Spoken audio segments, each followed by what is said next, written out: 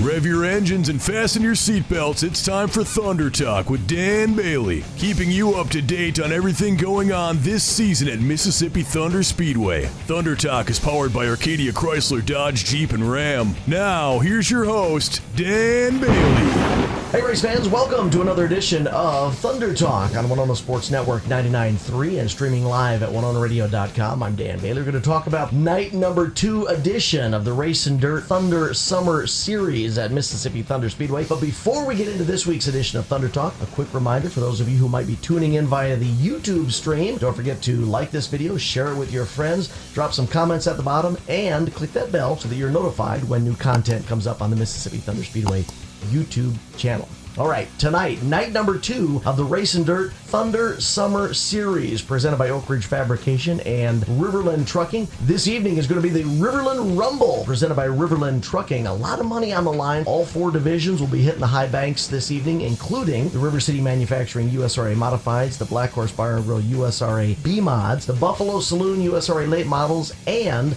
the Hormans HVAC USRA Hobby Stocks. So we hope that you will come join us at Mississippi Thunder Speedway this evening for a great night of dirt track action. I tell you, one guy who's been having some great nights of dirt track action is the individual who's joining me on this week's edition of Thunder Talk, Harley Dais, driver of the number 87H USRA B-Mod. Harley, welcome to Thunder Talk this week. Hi, Dan. Thanks for having me. This is your second season behind the wheel of the USRA B-Mod. Tell me about the experience. Is it everything you thought it was going to be? And a little bit more. I mean, the first season was really just a learning curve, figuring out if we're still going to stick with it and if we want to upgrade and what we want to do. And then the second season has just been really good so far. We got a new motor over the winter, and yeah, we've just been kind of dialing in the car, and that top 5 finish a couple weeks ago was really a confidence booster. Do you feel a difference between last year, your first year behind the wheel of the B-Mod, and this year? Do you feel like you have learned as much as you had hoped for in that rookie season, and you're able to apply it this year behind the wheel, back at the shop, and when you're at the track? Yeah, definitely. We definitely learned a lot last year, and then I think even a little more than we were hoping for, how to,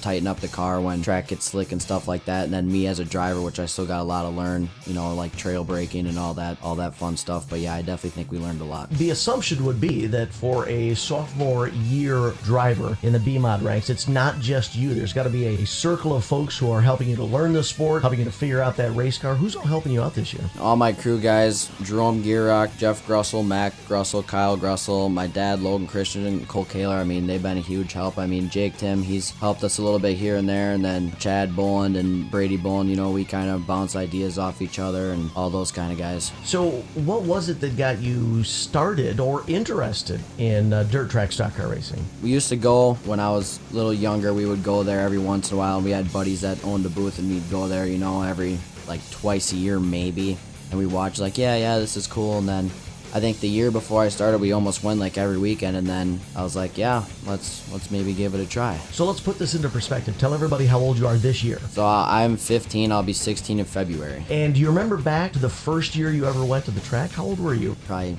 double digits, maybe. So at that time, was there any sort of a seed planted in your head? Hey, this is something I'd like to try someday. Not really. I mean, I was really thick into BMX racing, and I was just kind of like, yeah, this is fun to watch, it's close to home, but I never thought I'd actually end up doing it one day. You say that you were really thick into BMX racing. I think it's more than just really thick. There's a lot of history with you and BMX racing. Yeah. Go ahead and throw some stats our direction, because it's quite impressive. All right, so basically, since I was pretty young, probably 8, 9 maybe, we would go almost every weekend to a different state in the country.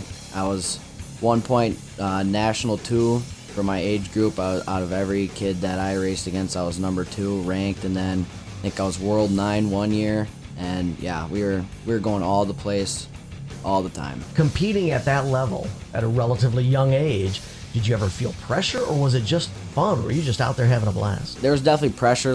There's this event called the Grands, and that's the final race where everybody comes to from different countries. Everybody goes there, and when you're sitting in the gate for that, just waiting to go, I mean, there's definitely pressure, and you're definitely nervous. 2 completely different types of competition, a BMX bike and a USRA B-Mod. But yeah, do you feel like some of the things that you were able to learn maybe as a racer or as a competitor or just as a person have been able to transfer over to this B-Mod experience now? Yeah, I mean, definitely like the competitivity of the sport, because BMX out is a very like close, tight sport where you're always like elbow to elbow, same as like door to door in a race car. So you're always kind of sticking it in there. If there's a gap, you got to shoot it if there's one there. And yeah, stuff like that. There's definitely stuff to apply from like a racer's mind. So coming from a lot of success with your BMX bike and your BMX program to being a brand new driver in the B-Mods, was it as easy as you had hoped, or was it difficult? It was definitely difficult for sure. Just getting the jitters out. I mean, like my first practice night, because I never raced a go-kart or anything. None of that. It was just BMX bikes and then straight in a race car. I mean, definitely getting the jitters out right away and feeling the car kind of slide out from under you, and driving it was definitely the hardest part to get used to right away. And here you are in your second year. You've already had some success this year. What's the high point so far in this 2022 season? Definitely when I was up battling with Brandon Hare there and finished 5th on the feature. I mean, that was more than an accomplishment for us. Before you came into the 2022 season, did you write down some goals about what you had hoped to accomplish for this season? I mean, we were really hoping to finish every feature. My goal was a top 10 feature finish, and then when we got that, I mean, it was amazing. Do you feel like now you want to start trying to reach that next level? Maybe it's a couple of heat race wins. Maybe it's running at the front of the pack in a feature. Maybe it's a feature win. Have you tried to set up some of those goals, long range, not only for this season, but into next year? Yeah, we're definitely shooting for like some heat wins to get the good redraw. And yeah, I mean, if a feature win comes this way this season, that'd be amazing. But, you know, we're just trying to take little steps. That would be one heck of a celebration, wouldn't it? Yeah, that'd be amazing. At the end of this year, when you load the car into the shop and you have a little bit of a breather, what in your mind would make you feel like this was a good season? Staying up in the front of heats, passing lots of cars, finishing most of the features if we can, just keeping the car good, straight, clean, and going to the front. What about Mississippi Thunder Speedway? What is it that you like about it? What is it that's maybe a little challenging? What do you still feel like you have to figure out? I mean, that's my favorite track so far because I haven't really been to many, but I mean, the track's always good. The surface is always like really tacky and good.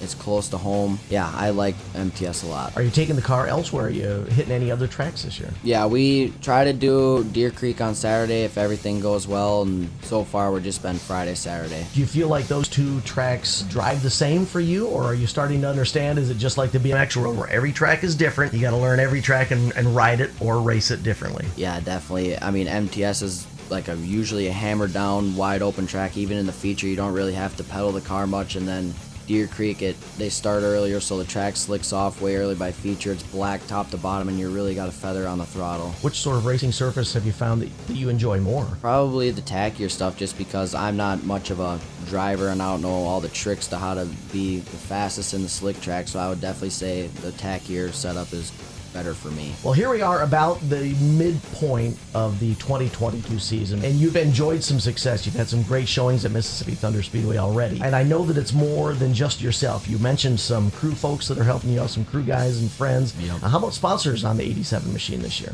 A massive thanks to Denny's Roofing, J&J Rubbish, LaCour Electric, Hose Guys, Dalton Cook Construction, NES, BK Engines, H&M Plumbing, Nut Shack, Jim's Truck and Trailer, Hormage HVAC, Farmers Insurance, Dave Jensen Agency, Windy Ridge Auto Repair and Fabrication, J&S Cattle, Dice Properties, Remlinger Properties, Grandma and Grandpa Dice, Winona Welding and Sandblasting, Body Shop Supply, Wonderlick Insurance, and Dale Harlow's Construction. That is a great group of supporters to help get that 87 to the track each and every week, isn't it? Yeah, it's a massive help. Well, race fans, I tell you what, if you want to see Harley hit the high banks this evening, come over to Mississippi Thunder Speedway. Not only will you see his number 87 on the high banks, you'll see all four divisions competing on this night number 2 of the Race and Dirt Thunder Summer Series, presented by Oak Ridge Fabrication and Riverland Trucking. It's at Mississippi Thunder Speedway. You can get all the details online by following any of the Mississippi Thunder Speedway social media accounts or visit MississippiThunder.com. Harley Dais, driver of the 87H, thanks for joining us this week on Thunder Talk. Thank you for having me, Dan. That was Thunder Talk, keeping you up to date on everything going on at Mississippi Thunder Speedway. Thunder Talk is powered by Arcadia Chrysler, Dodge, Jeep, and Ram. You ever notice that when you're on a fishing trip, you drive your boat all the way to the other side of the lake because you think that's where the best fishing is? And the people staying at the cabins on that side of the lake, well, they come and fish where your cabin is. You don't have to drive a long ways to catch the big fish. And at Arcadia Motors, you don't have to drive a long ways to get the best deal on a new Chrysler, Dodge, Jeep, or Ram truck. The best deals are right in the bay next to your cabin. Take the short, scenic drive to Arcadia Motors. ArcadiaDodge.com.